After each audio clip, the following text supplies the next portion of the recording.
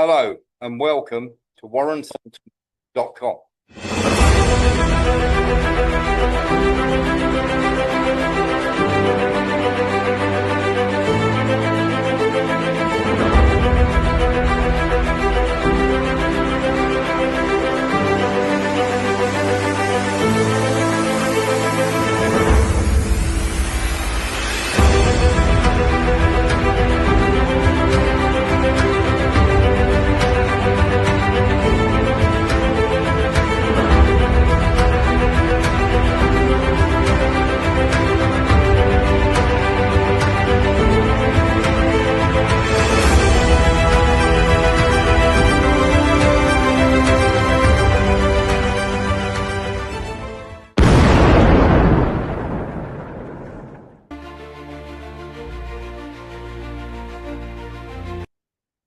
Good evening and welcome to warrenthornton.com.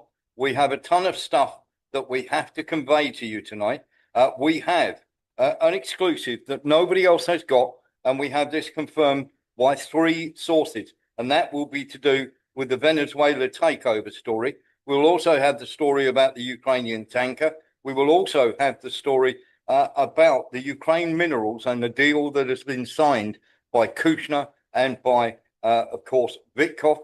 And, of course, the non-compliance to guarantees by the Americans. And we will also have the full reveal on the Ukrainian child trafficking story that we have been talking about. So without further ado, we're going to get into the first of our stories, and it is to do with, of course, Venezuela, because it is a massive thing. And, of course, we will get round to the Europe selling out Ukraine to BlackRock slavery and a little bit later on in the program. But it is massively important that we start with the nonsense that has gone on to do. And of course, we'll get to the tanker. But we want to show you this picture very simply. Let's see if we can get the right picture up to start with. Would be fantastic, wouldn't it? The problem that we have, of course, is everybody has all sorts of thoughts to do with everything that has gone on in Venezuela. And there are lots of people saying, who is responsible? We've got the answer for you. Now, very simply, we are going to show you a picture, if we can get the right one up, and hopefully we can. This should be the right one coming up on your screen now. There we are. Now, this is the Bentley Hotel in Doha. Now, let's get into why this is massively important. We are telling you now that the CIA and the Cartel of the Sun, which is a huge drug cartel inside of Venezuela, have been meeting and providing the CIA with evidence, not to do with the cartel, but to do with being able to find Maduro guilty without mentioning too much of the Cartel of the Sun. And we are going to now reveal exactly what's been going on and who is wrapped up in all of this. So the very first thing we're going to do is we're going to take you to an investigation by a gentleman called Ryan Dawson. Now, bear with me on this. This will all become clear. Now, Paul Singer's Elliott Management hedge fund firm emerged victorious in November in an auction for the US oil refiner Citgo Petroleum Corp. Now, this is a Zionist billionaire that we're talking about here. Despite him being outbid by over $1.1 billion, a judge awarded it to him. Now, this is work by Ryan Dawson, so I'm going to give him a big up here. Funny that now he will gain $100 billion. The court-appointed officers who forced the sale was Robert Pincus, is a member of the board of directors of AIPAC. He is also the former president of the Jewish Federation in Delaware. Maduro had tried to work out a deal through Richard Grenfell, but Trump ordered Grenell, on October the 2nd to stop all diplomatic outreach. This guaranteed the conflict. Grabbed Citgo in late November after US sanctions and shooting up fishing boats suppressed the price. Then a coup in early January. What are the odds? The incel group of crowd needs to go back to Fortnite and cartoons. We are not getting the oil. That's going to new management, and it isn't you. And he writes, don't give me the crap about this drugs. The CIA recruited General Ramon Guillén Davida to create a drug cartel to ship blow to U.S. cities after their CIA paid asset, Carlos Andres Perez, was president. 998 pounds of cocaine was shipped to Miami. And Trump and the neocons and the neo-imperialists want to pretend like the US is trying to stop drugs. Well, let's have a chat about that because this is incredibly important. Now, there has been secret negotiations in Doha. These negotiations have included the State Department of the US and the CIA, and of course, it has featured the Rodriguez, the Delcy Rodriguez, and of course her brother, who is called Jorge. They have had 3 meetings in Doha with the Americans. Now, some of this is known, some of this is not known. Now, very simply, the whole idea was transitioning this, and these 2 people we can now reveal are literally the financial people who keep the money flowing for the drug cartel, called the Cartel of the Sun, which is what they are trying to charge Maduro with. Now, on top of that, not only were Americans having secret meetings with Delcy Rodriguez, and of course this happened in April, in September, and October. So we are naming the three times that they actually met. These happened on these dates. Now we're going to give you, it's a very interesting development indeed. Now, we are also saying that at the Bentley Hotel in Doha, under the names of Alejandro and Valentina Gonzalez, CIA operatives met with cartel operatives to be able to give all of this information over. Now, it should be noted, as evidenced on Qatar's official website on October the 11th of last year, that is after the second Rodriguez proposal has been rejected, the vice president met with the Qatari ambassador in Caracas, Rashid bin Mohsen Faitas.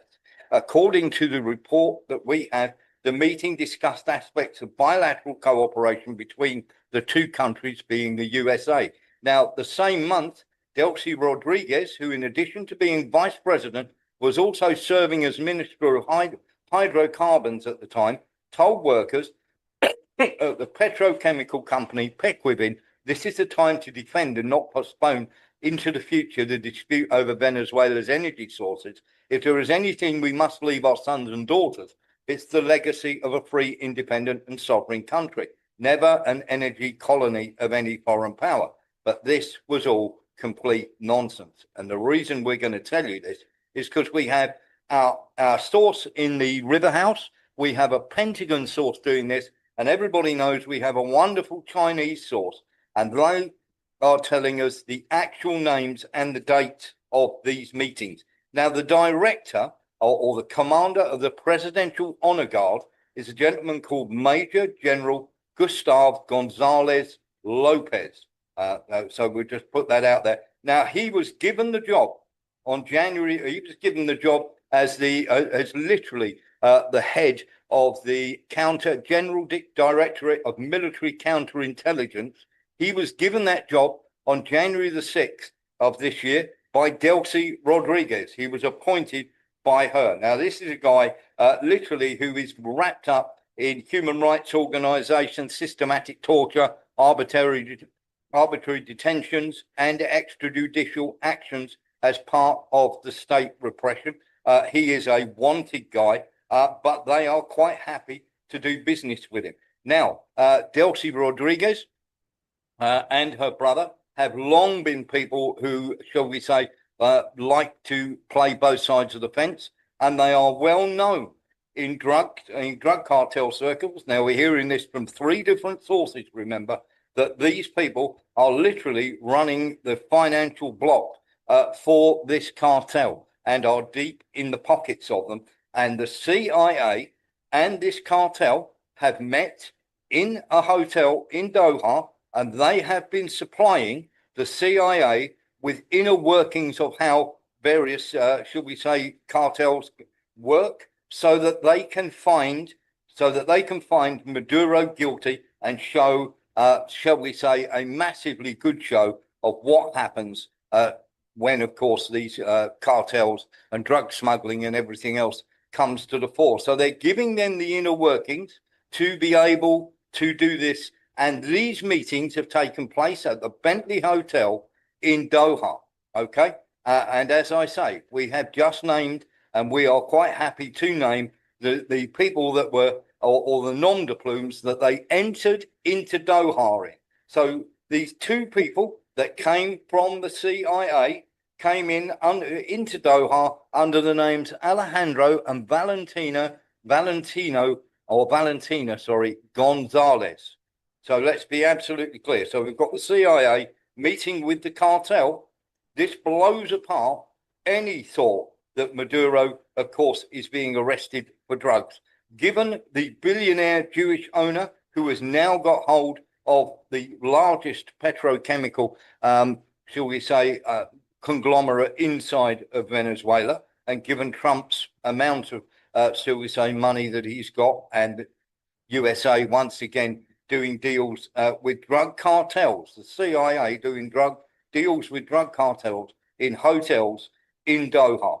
We're claiming this.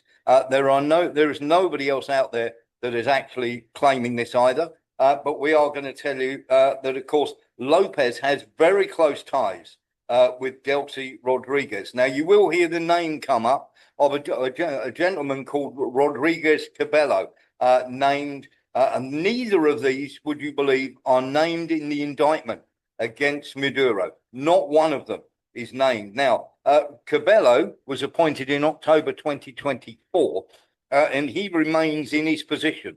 And that is he is a cousin of the Interior Minister, Diosdado Cabello, and has been sanctioned by the US for alleged human rights abuses. And he is part of the Bolivarian National Intelligence Service, and it's Venezuela's primary civilian intelligence and secret police agency.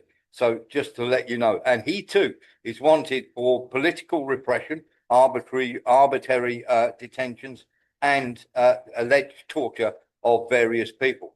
So these are the guys that were in charge, and literally the guy who is the director of the DGICM, commander of the Presidential Honor Guard, is the man who stood down the military for them to be able to capture Maduro. So this was organized by the Rodriguezes. This was organized by the cartel. Everything was put together to do this to Nicolas Maduro. And this is exactly what we are saying. We have three absolutely impeccable sources on this, and this is what we are putting out there. You don't need to take my word for it. Start going and checking it. The Bentley Hotel, as I say, in Doha was used for CIA and the cartel to get together to produce a package to be able to put Nicolas Maduro and his wife away. Doesn't matter what judge is in charge of this case, Nicolas Maduro is going to be found guilty no matter what, no matter how thin. And what they are doing is producing enough evidence for the CIA to give to the State Department and then on to Pam Bondi to be able to prosecute and make it look as though Maduro was part of this. But the truth is that Delcy Rodriguez was responsible for getting him shifted. And of course, the head of his honor guard was responsible for the death of 32 people. Now, just going to put this up here before I let Sean Murphy in. 32 people died. All of them were Cubans. Now, the chances of you being able to surprise 32 people, being able to know exactly where Maduro was and what he was up to, these are the gentlemen who are dead, smacks of collusion and an inside job. There is no way that would normally happen. So what we are saying to you is these gentlemen, most of them were taken out whilst they were sleeping. This happened at about 4 a.m. in the morning, as you all know. Sean Murphy. Well, Warren, sorry, I'm just trying to remember what I was going to say. It's it the evidence They're collecting the evidence, but the evidence actually probably is very, very flimsy. But it will be fabricated up to the hilt Yes. to make it credible, to make the evidence credible, so that they can get him. Yeah. Uh, Exactly that's that. the way they're working. The evidence is probably so flimsy that they normally you wouldn't have a chance, but they will manufacture and fabricate this evidence so that so that he will go away for pretty much ever, Yeah, you're absolutely right. and his wife as well, I dare Yeah. say. But the nonsense, this is the thing, Sean, the nonsense that they are saying this is about drugs. They're actually working with the drug cartel to make sure that Maduro is found guilty. It's that we Well, all know it's not about drugs, don't yes, we? We all yes, know we it's do. about It's all oil. about oil. But of course, we've got this Jewish billionaire who is now going to be rich as Croesus. Nilus and then Louis Bastos. Nilus. Yeah, I heard one commentator saying this is a precursor to the a war with Iran because they want to secure oil supplies if the Straits of Hormuz and the Middle Eastern oil is cut off. Yeah, well, what we do know, Nilus, is that the NGOs there have been giving people flamethrowers and Kalashnikovs. Now, when did ever peaceful protesters ever get them going onto the streets of Iran? Yeah, because for me, yeah, it's all planned out because I reckon that Jeremy Corbyn was taken out because they had already planned to Yes, have this Hamas highly likely. uprising, and they Highly didn't likely. want to have they wanted to have a pro-Israeli prime minister in Britain as well because, as we know, Britain is very much helping the Israelis. Yeah. Well, we'll get on to him shortly. We're about to be joined by Lembit Opik actually. Let's allow Lembit to come in here, and of course, let's just get Lembit onto the show as a panelist. He should be joining us any second. Let's just make him co-host, and we will just briefly go over what we've been talking about. Louis Bastos. Good evening, good morning, good evening, everybody. I said this 2 days ago when we first found out this, that doesn't matter if he's innocent or guilty, they will plant evidence to make him guilty. I had it on the cards. Yeah, absolutely. Very quickly, Lee Williams. Sorry about that. I was going to say, Eric just put it out that Russia is collecting some officials from from Israel. So there must be something going to be happening that Russia knows about. I just thought I'd let you know that. That was from Eric. Don't know about that, but thank you very much. Yeah. Lembit, you just going to run you through what we've revealed. We are claiming here. Here we go. We have this gentleman here. We've got the Bentley Hotel in Doha, which has been the scene of 3 meetings between the Rodriguezes. This is Delcy Rodriguez and, of course, Jorge Rodriguez and American representatives. The gentleman we are turning around and saying that is responsible for dropping the 32 people in it who got killed and standing down the military is the director of the DGCIM and commander of the Presidential Honor Guard, Major General Gustavo Gonzalo Lopez, appointed by Delcy Rodriguez on January the 6th, replacing the previous director. And of course, he's a Chavista hardliner. We have also been given evidence by 3 sets of people, one of them being from our Chinese friend, and of course, from somebody in the River House, the meeting between the CIA and the Cartel of the Sun took place in this hotel using the names Alejandro and Valentina Gonzalez. It should be noted the evidence on Qatar's official website on October the 11th of last year is that after the second Rodriguez proposal had been rejected, the then vice president met with Qatari ambassador in Caracas, Rashid bin Mohsen Faitas. According to the same report, the meeting discusses aspects of the bilateral cooperation between the two countries. The same month, Delcy Rodriguez, who in addition to being vice president, was also serving as Minister of Hydrocarbons at the time, and is well known for washing, shall we say, money laundering for the cartel of the Sun. The financial overlords meeting took place in April, September, and these secret meetings between the cartel and them, and we also have, of course, a Jewish billionaire who has suddenly won a bid to take over the oil concession. Lembit, these are all fairly staggering claims we're making, but we are unbelievably certain of what we're saying here. So it looks like Delcy Rodriguez, lined up with the help of the CIA and the drug cartel, is lining up Nicolas Maduro with enough evidence so that he's found definitely guilty in the US court when it comes to trial. Well, there's so much there. I can't possibly comment on the veracity of your claims. So I can only give you a conditional observation. That fits in with what you've just heard from our friend, that he's bound to be found guilty.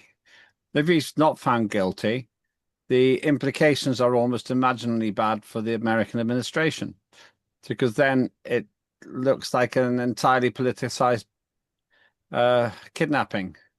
Yes. And Maduro would then be vindicated. They can't have that, really. And so a lot of people, even if they're not friends of Maduro don't respect him, would express concerns about what's happened.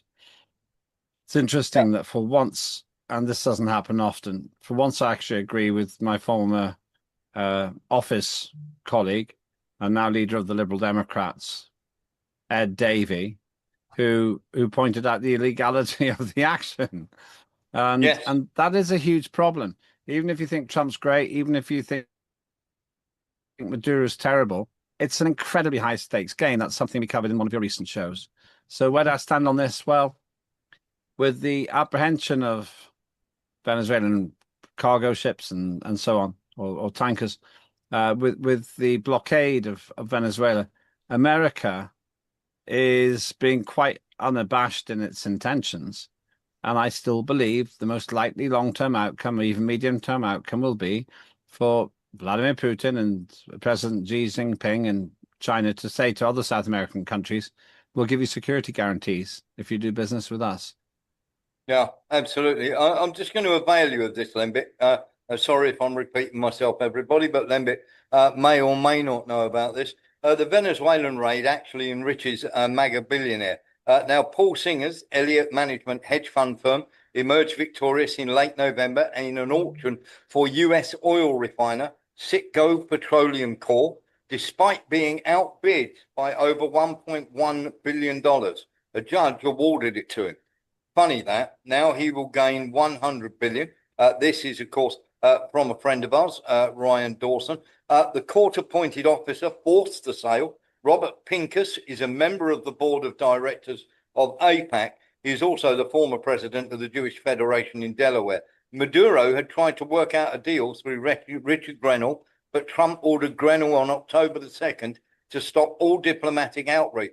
This guaranteed conflict. Grabbed Citgo in late November after US sanctions, and shooting up fishing boats suppresses the prices. Then a coup in early January, and suddenly it goes through the roof. That's going to new management, obviously the oil. And of course, the CIA recruited General Ramon Gulen Davila to create a drug cartel to ship blow to US cities after their CIA paid asset, Carlos Andres Perez, was president. 998 pounds of cocaine was shipped to Miami. And of course, he's been released. Lembit. Well, I can't be expected to comment. Can I just put in for a second? Lembit's camera doesn't seem to be working, Warren.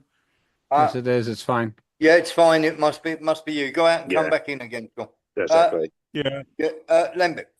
Yeah, well, I can't comment. I just don't have the information to comment on those things.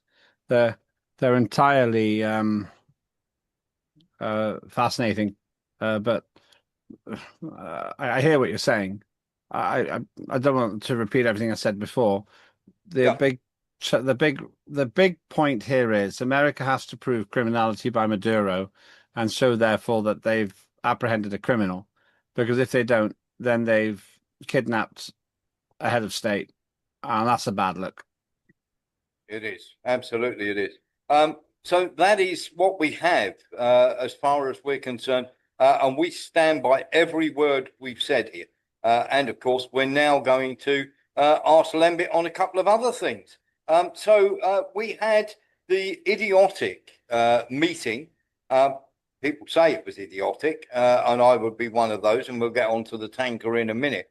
But we need to talk about this because it is very, very important. We've had the meeting with Vitkov, and of course, let's have a listen to what he had to say. We think we're largely finished with security protocols, which are important so that the people of Ukraine know that when this ends, it ends forever. But we also think, critically, that we are very, very close to finishing up as robust a prosperity agreement as any country has ever seen coming out of conflicts like this. It will aspirationally mean large, large possibilities for the Ukrainian people, for people coming home from war who will find wonderful jobs out there. We're working with BlackRock, Larry Fink in this endeavor, and we think it's going to be very, very important for the people of Ukraine. And we believe that a robust economy correlates and works directly with these security protocols. It makes Ukraine a strong, independent nation. And we think that's really important in terms of their long-term future. So there we are, Lembit. It's going to be a fantastic and fascinating time out with BlackRock. And of course, BlackRock, that bastion of altruism. So that's 2 million people have died so that Ukraine can be sold into slavery to BlackRock, where when you come back from the army, having had your leg blown off, you can go and work down the mine. Well, it's a bold statement. BlackRock seems to have made a very bad call in terms of backing the wrong side in this war. They've de facto lost access, at least for now, to the very rich mineral deposits in the areas now occupied by Russia. But this is once again because BlackRock isn't run by very good politicians. There seems to be a massive deficit of good politicians in Western government, Western Europe, in the West generally.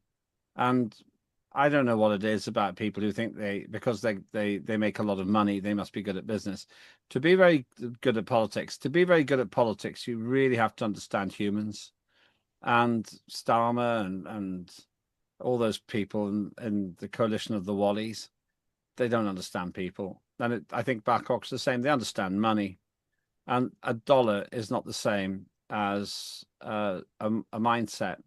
No. Yeah, a fistful of dollars doesn't mean that you've got a head full of emotional intelligence. And that's Absolutely. why they've called it wrong. Let's get into this then, because you said that's a bold claim. We're going to get into this a little bit. Here we go. This is Lvov and all the oblasts.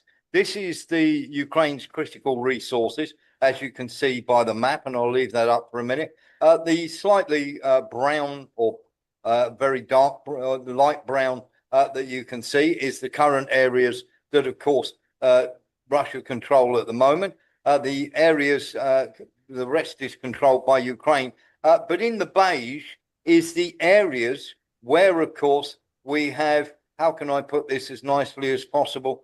We have the absolute, should we say, BlackRock infusion. Those areas are where BlackRock have actually bought land, Lembit.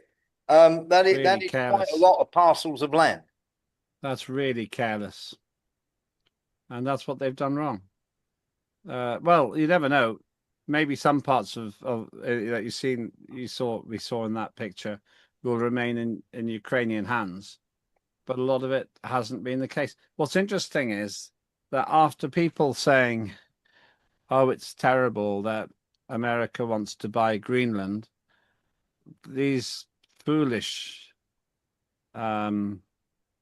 political imbeciles in the West don't think there's anything wrong with BlackRock buying whole parts of Ukraine.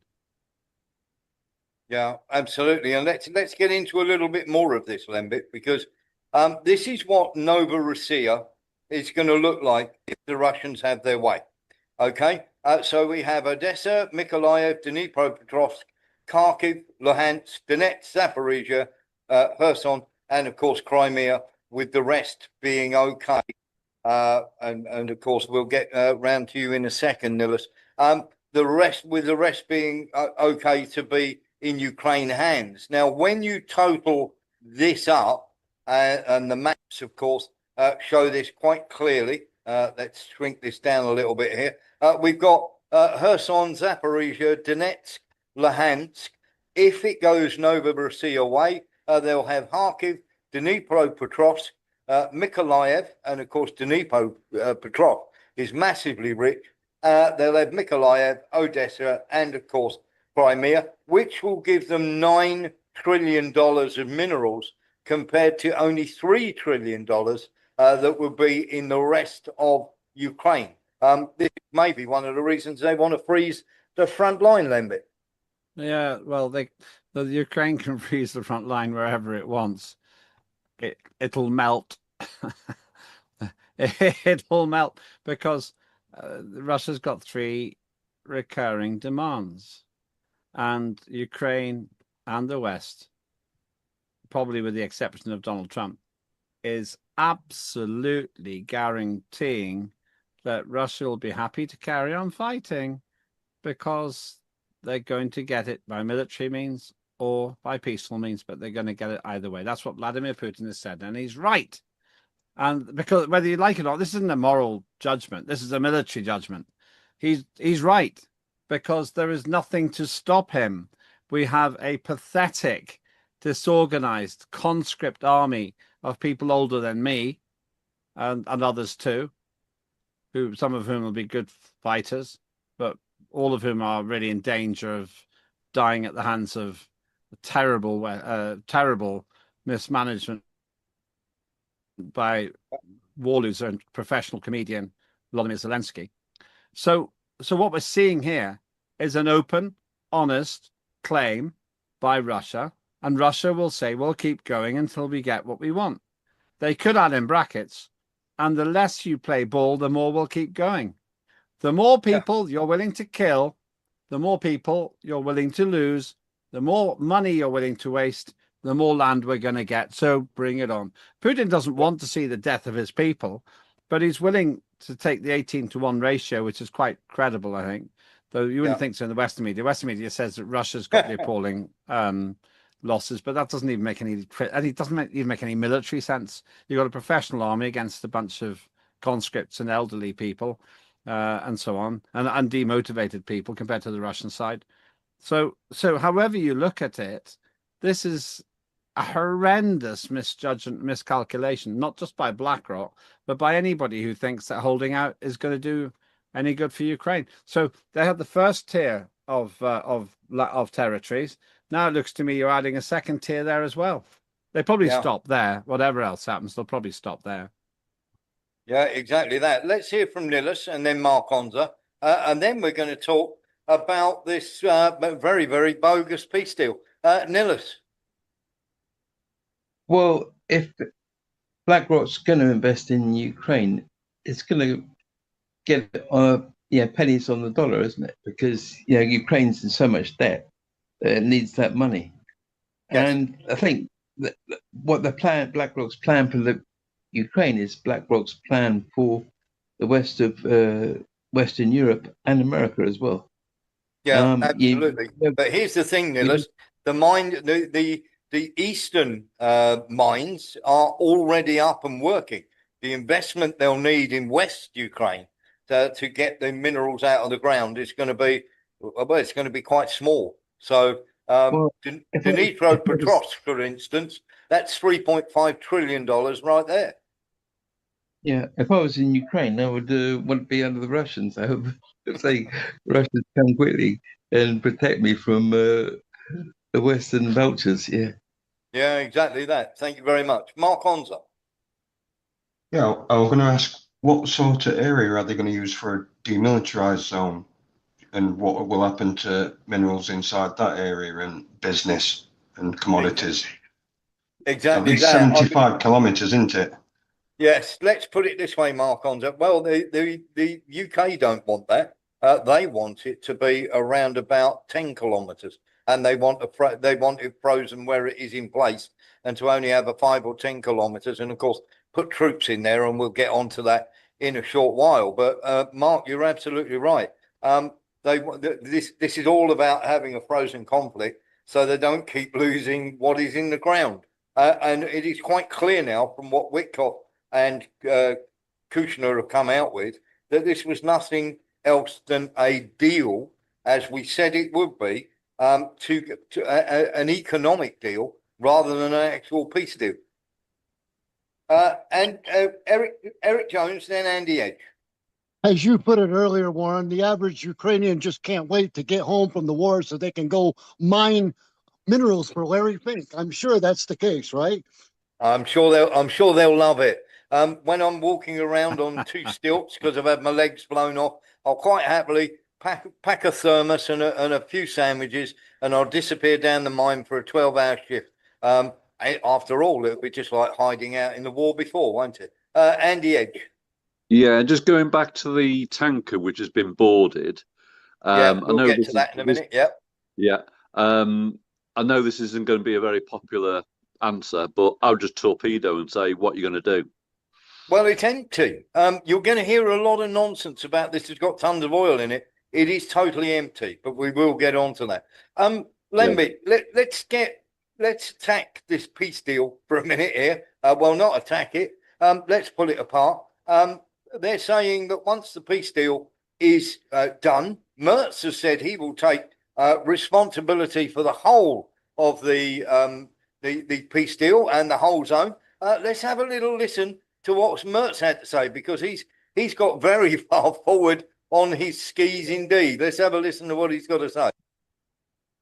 Germany is Kiev's strongest supporter, and after a ceasefire, Germany will accept responsibility for the security of Ukraine and for the continent as a whole. We also the whole of the continent, Lemby, they're going to protect. It's brilliant, isn't it? Really, really bad language to come from a chancellor in Germany. It's so diplomatically clunky. But secondly, how Germany couldn't even protect its own borders because Angela Merkel opened them up and got a couple of million migrants there, and that's caused the AFD, which is the German equivalent of Reform UK, to do tremendously well. But Merz isn't seriously credible in any way. I would expect the AFD to have a very good chance of being the next government there. Come on, look at them. Merz, Macron, Starmer, Zelensky. That is not the dream dinner party, is it? Those are not the people that you'd invite to come dine with me. The one thing you wouldn't get is great conversation.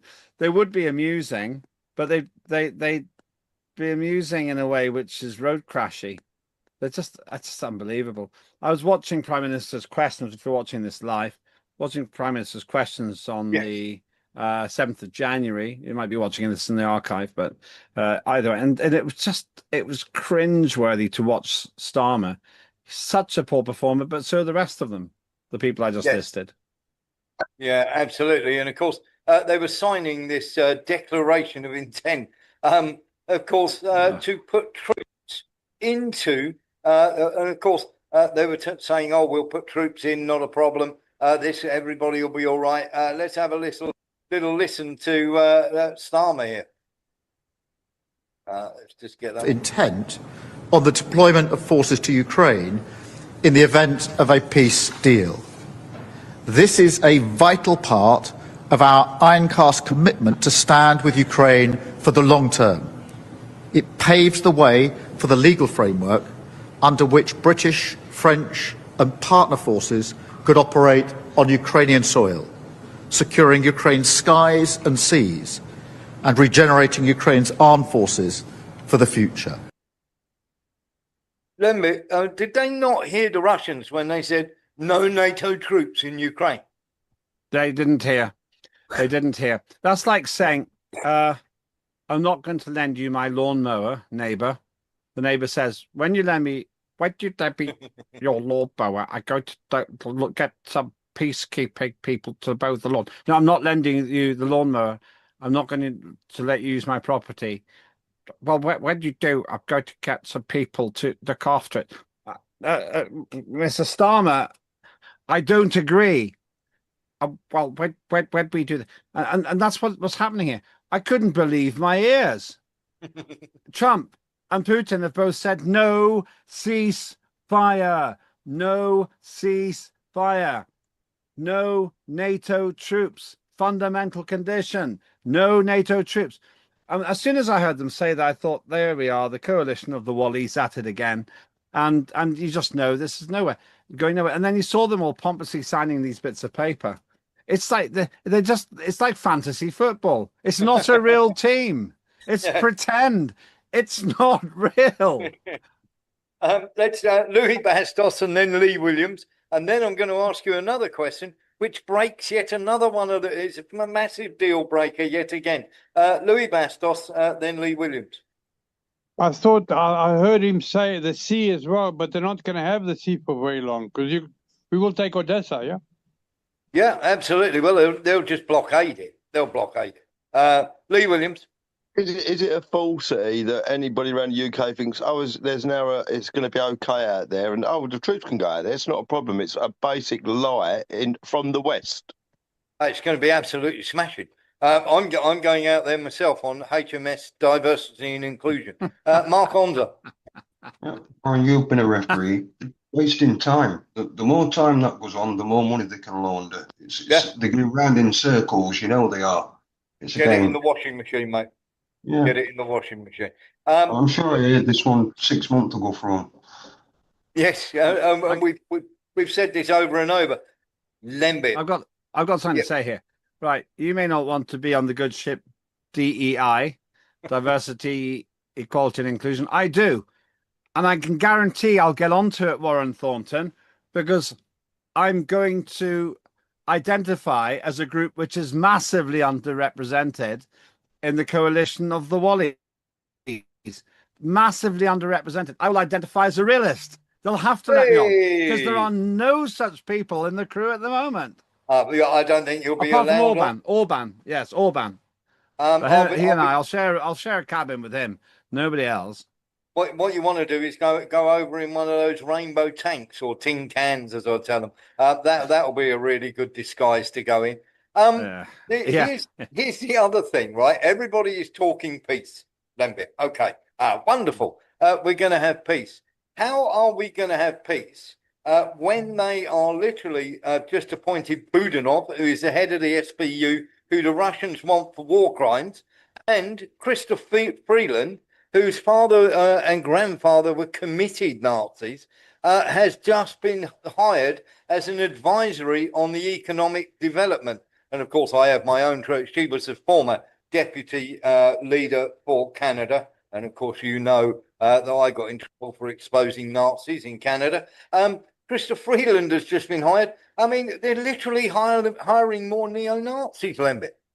Well, it's a bit like your last question. They don't understand what you mean. It's a very simple thing you've just said, but they don't get it. They just don't understand. There's no other way of putting it.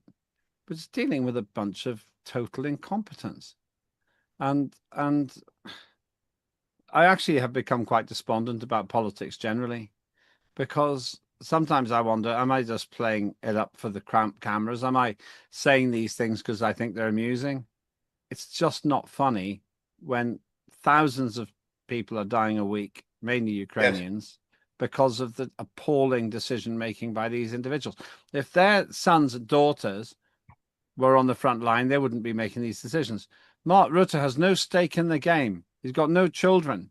And I worry if that means that he just doesn't empathize Well, what it's like to get news of your dead Ukrainian son or daughter or father or brother or sister or husband being dead on the front line. I don't know if he understands that. I don't know what his relationship status is. But what about somebody he cares about? And this is all very odd, very odd character who don't really know anything about him. But if somebody he actually cares about, if he cares about anybody, was sent to the front line, would he make the same decision? Lethal force? Yeah, it is quite staggering, isn't it? And when we're talking about this sort of crazy idea, and of course the Russians are going to dismiss this straight off the bat, and we'll talk about the tanker in a minute, because of course they've gone and boarded the tanker, which isn't exactly the smartest move to do when you're trying to make a peace deal. We've also, without the American help here, they've also today launched these ridiculous HIMARS into Belgorod over the course of the last 24 hours. I mean, when you're trying to negotiate a peace deal, this doesn't help, does it, Lembit? Of course it doesn't. Of course it doesn't. I mean, it just it's like, well, it's one-sided again. Apparently, Ukraine can do what it wants. It can kill civilians and blow up generals in Moscow, but woe betide any such thing happening when Russia attacks Ukraine. I often say this on your show. I'm surprised how few civilian casualties there are. It's still not nice for it's horrible for the victims and their families. But you can see there's quite a lot of precision striking going on, and war is really messy. And as Vladimir Putin has said, and it's impossible to overstate this, I'm going to get what I want for the reasons I've expressed 100 times, everybody. And I'd like to do it peacefully so that the fighting stops. But if you don't want to do it that way, then I'll get it militarily and I'll just get it. That's what he said. And you don't actually have to have a big moral debate about it. That's the reality. And by the way, the moral debate's out the window now, because the very same people who are criticizing Vladimir Putin are vaguely agreeing with Donald Trump for going into Venezuela. And Britain actually helped to seize this tanker. And they're making these mincing noises about Greenland, but they won't do anything about it. So it's just, and they actually send money to somebody who is also suspected and accused by various people of corruption, Vladimir Zelensky. Nothing's been proved there, but nor has anything been proved about Maduro. But apparently there isn't a symmetry there. Well, okay, then show me why not. Show me why we just take it on trust that Vladimir Zelensky is innocent when his own former business partner ran away from Ukraine when he was investigated for corruption, his own business partner. And then his number two, Zelensky's political number two, resigns as soon as somebody goes into the apartment to look for evidence. And on top of that, you've got the independent commission on corruption. When it starts looking, he tries to shut it down, and then only reinstates it because of popular protests in Ukraine itself. This is the problem. We are dealing with a bunch of foolhardy, self-satisfied opportunists. And I'll have to say, Vladimir Zelensky, if you're watching, what you've done doesn't fill people with confidence that you're innocent. No, absolutely. Let's ask you this question then, Lembit. Zelensky has got to be dismayed, hasn't he? Because at the end of the day, when it came to signing the Declaration of Intent to provide security guarantees, America bottled it and decided not to do it. Of course they weren't going to sign it. They were there to tell Europe and the coalition of the Wallies what to do. They, behind closed doors, will have said, this is what we want to tell you about Venezuela. This is what we want to say about Greenland. Oh, and by the way, with Ukraine, you're still on your own, but we'll sell you the weapons. Yeah, it does seem an absolute crazy thing, doesn't it? By the way, my team has been looking into Mark Rutte. He identified himself as a believing person, but then he said in a sermon in 2016 that he's 51% sure there is something more out there, but the other 49% of him has doubts. Well, honestly, I mean, that's just such a meaningless statement. And it sums up Mark Rutte. The only thing he's sure about is that if you're able to kill more people, you have more peace. We've tried that. It's not a great look. Well, he also came out with a statement today, just very quickly while we're on Mark Rutte, turning around and saying that it's a good idea for these people to be able, would you believe, for Donald Trump to be able to send additional troops to Greenland. What? Yeah. What does that even mean? So he Well, doesn't object to he doesn't object. He doesn't object to any hang on, he doesn't basically object to the military acquisition. I mean, that goes with Rutte's doctrine. Might is right. So presumably Mark Rutte's happy if the 57,000 Greenlanders who've just had their all Greenland football competition, which has 5 football games in it, if those people suddenly get invaded and conquered by a force of Americans who are already there. I don't understand. Is Mark Rutte saying that he's happy with a military intervention by Trump on Greenland? It's hard to understand that. It's pretty much what he's saying. He's turning around and saying he doesn't have a problem or an issue with the US sending extra troops to Greenland, which is pretty much where we are. Somebody who's not going to be sending troops anywhere is Maloney. Lembit, she's turned around and said no troops to Greenland, no troops to Ukraine for a peacekeeping force. Yeah, I really. How did she say that exactly? Because I actually quite respect Maloney. I think she's one of the more thoughtful people. What exactly did she say? She said that if a peace deal is signed, then she has ruled out any chance of Italian troops taking part in this in boots on the ground in Ukraine. Right. Great. That's perfect. That's what I'd expect from her. Maloney and Orban are the 2 European politicians who seem credible. If you look at her face in the pictures, and that doesn't really mean anything, I suppose, but I want to believe her face is telling the truth because she's scowling and almost rolling her eyes and feeling like it feels like she's saying, I really don't want to be with these clowns here. I would say that Maloney and Orban are the 2 people I actually have still got respect for. Yeah. And simply because they tell it like it is. An unwinnable war. We don't want to be involved in it. They don't say this. Maloney doesn't say this as far as I see. Russia's got a point, but Orban does. So one last thing before we get on to the tanker. And of course, we have to talk about this. To borrow a Blondie phrase, Macron, for the last 2 weeks, we are reliably informed, has been trying to ring the Russians to talk to them. And he's got absolutely nowhere. As Blondie said, he's been hanging on the telephone. Macron has had a great victory. He's had a great victory. Let's be fair. The courts somewhere ruled that he's married to a woman. Great. Fantastic. He's finally got something to show for his time as president of France.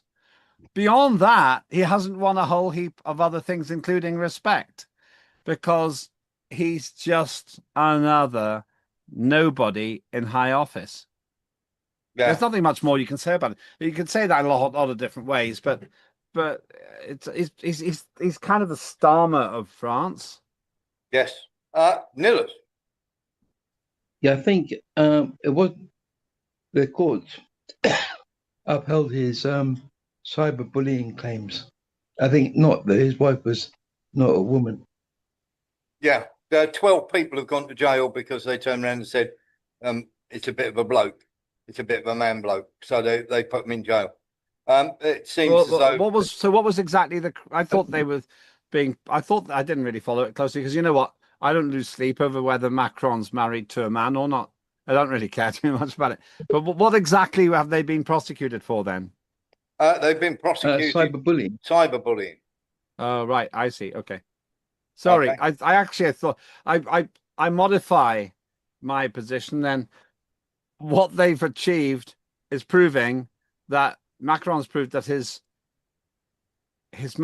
marital partner has been cyberbullied. Okay. Yes. Don't read my Twitter feed. There's an awful lot of bullying going on there at me, but somehow I'm still here. I'm okay, folks. Don't worry.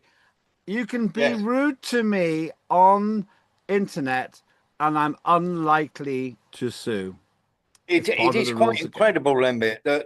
There are certain people in which cyberbullying you're allowed. Suddenly, the authorities will leap into action, likes of you and me, Nillis.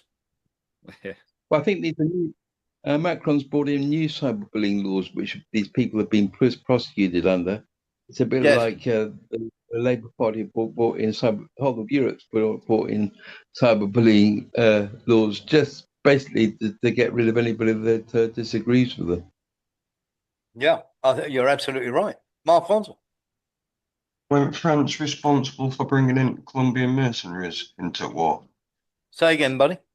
Weren't France responsible for bringing the Colombian mercenaries into war? They were, yeah, they absolutely were. All of them. Putin don't forgive and forget. Yeah, and we mustn't ever forget that that's exactly what they did. It's a very good point, well made, Mark. France were also responsible for going over and setting up NATO headquarters in 2020. We've actually showed the documentation that shows that. Let's get into this then, Lembit, because there's a bit to unpack here as well. Here's the tanker. Yeah. We're going to show the whole 3-minute video here.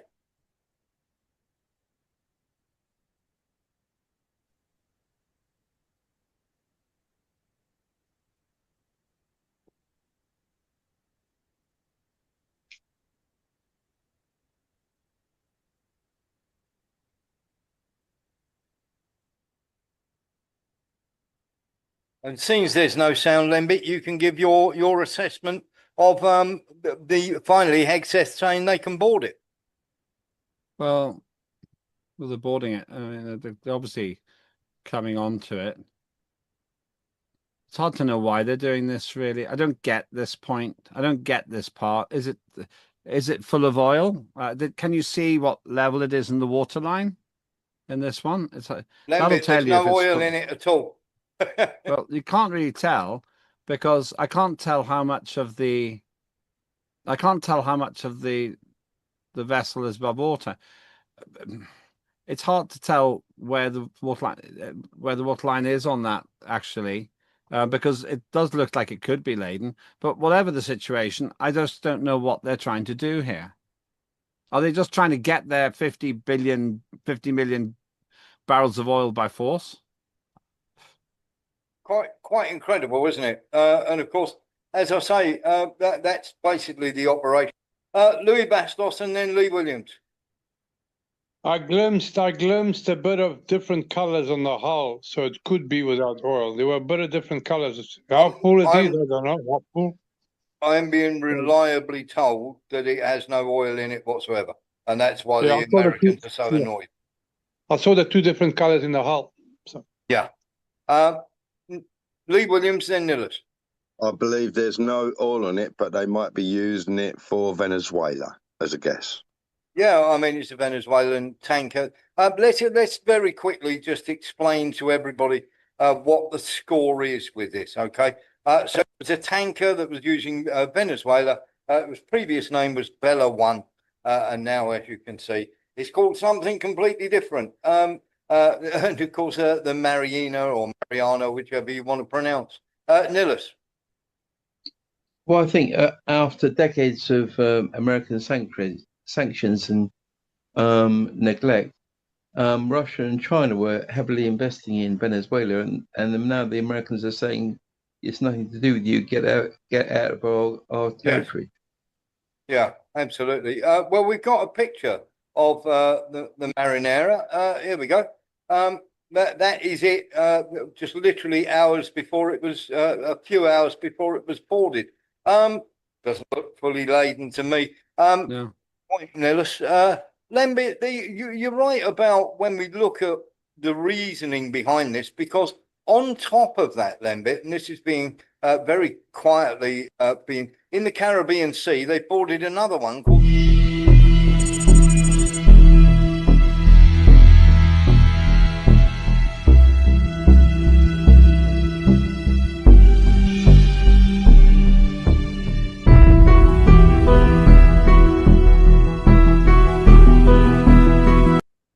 Now, this is just piracy, isn't it? I mean, what my point is, if they've already captured Maduro, what are they doing boarding Venezuelan vessels still?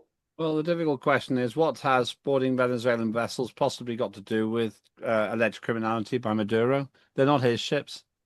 And that it's just very difficult to understand what their defense will be in that situation. Can we have some clarity, I don't Levitt? understand it. Let's have some clarity, Caroline Levitt. The vessel this morning was seized in the North Atlantic pursuant to a warrant issued by a U.S. federal court after being tracked. And this was a Venezuelan shadow fleet vessel that has transported sanctioned oil. And the United States of America, under this president, is not going to tolerate that. I would also just add the vessel had a judicial seizure order and the crew. So that means the crew is now subject to prosecution for any applicable violation of federal law. And they will be brought to the United States for such prosecution if necessary. They're talking about any Russians that are on board, and I don't know if there are any, to be honest. The Russians have said if there are any Russians on board, they have to be returned to Russia, but they are looking at prosecuting them, Lembit. Yeah, I'm not sure what for. That's like prosecuting a taxi driver who gave a baddie a lift. Yeah. After the baddie's got out of the car. Does seem rather crazy. The thing that she's been asked to do something very difficult there. And you had a sense that she wasn't 100% comfortable with it, but okay, she would have said she's very comfortable with it. They're getting themselves into hot water on the high seas. But once again, I would imagine Putin and Trump can sort this out. The point is that the Europeans have shown themselves to be utterly impotent, utterly irrelevant, and utterly unconsulted by all this. Yeah, absolutely. And of course, it's only this situation is only going to get worse. Let's talk about the British part in this then, Lembit, because we had a Poseidon takeoff from Lossiemouth that took part in this operation. And of course, we've got old Big Chops Warmonger Healy, the Secretary of Defence or the Secretary of War, like Pete Hegseth wants to be. Today, our UK Armed Forces showed skill and professionalism in support of a successful US interception of the vessel Bella 1 while on its way to Russia. This action formed part of global efforts to crack down on sanctions busting. No, Europe. The ship with a nefarious history, is part of a Russian-Iranian axis of sanctions evasion, which is fueling terrorism, conflict, and misery from the Middle East to Ukraine. Oh God, a guy almost makes me want to vomit. Skill and professionalism, going up in the air and going, there it is, guys. Well, there's very little I can add to what you said.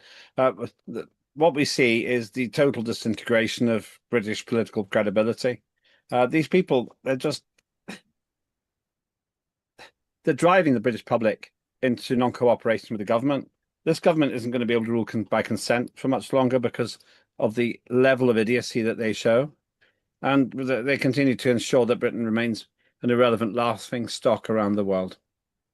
Now, I think you could be right. I mean, it does seem very, very strange, doesn't it? While we're talking about all of this, I mean, you've got China are getting upset about this as well. Are you surprised? No, not at all, not at all. So let's get into this then. Venezuela is going to be governed properly. This is Philadelphia a couple of months ago, Lembit. This is Philadelphia being governed properly.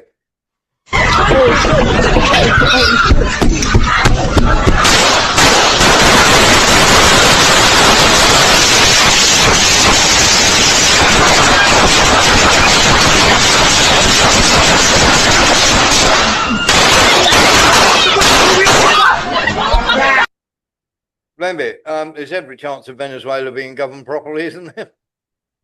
Well, they don't say that it's the drugs coming from Venezuela that's causing that, of course. Well, in America, I'm going to have to go very shortly, by the way, but in America, there's something like 32,000 deaths by gunfire every year. Half of them are suicide, other half are homicide. Roughly speaking, that means there are 40 homicides a day with guns. That's a very bad number. And if you think about it, combination of the drugs. And I understand why Trump's trying to stop the drugs. He's got personal historical reason for this from his family. That's why he's teetotal. That's why he doesn't take drugs, I suppose. But there's a huge debate about what drugs policy should be, and I have a slightly different view of it. But I'm not here to preach to America how to do it. I've tried to change drugs policy in this country, but the big fundamental point here is that what we saw there was clearly lawless. The difficulty is even America's allies are worried about the lawlessness of what's been done in Venezuela. I have a simple problem with all of this myself. Do unto the others as you would have to have them do unto you. And for all those sanctimonious, preachy fools in the coalition of the Wallies, they've ruined their own argument now. They've ruined their own argument. They say, oh, it's illegal what happened in Venezuela, but it's good that it happened. You could easily see people who loathe the killings, arguably, allegedly conducted by Vladimir Zelensky's outfits of, and you know, this hasn't been proved, but nor has anything been proved against Maduro at this stage. In those areas which worry Putin, you could say that's his responsibility, and you can then say that he should be put on trial because there's some evidence of corruption, and if he's done nothing wrong, he'll be found innocent. What's the difference? Yeah, you're absolutely right. Lembit, I can't thank you enough for jumping on at very short notice. And of course, Lembit, where can people find you on your social media? At Lembitopic, at LEMBITOPIK, LEMBITOPIK. I'm the one with the blue tick. Or come to Unprecedented TV, and you'll find us on YouTube. Please like and subscribe. Lembit, once again, thank you very much. That's the end of the first. That's the end of the first half of the show. Please go and give Lembit a follow and a subscribe, and we'll see you with a special on the abduction of Ukrainian children right after this.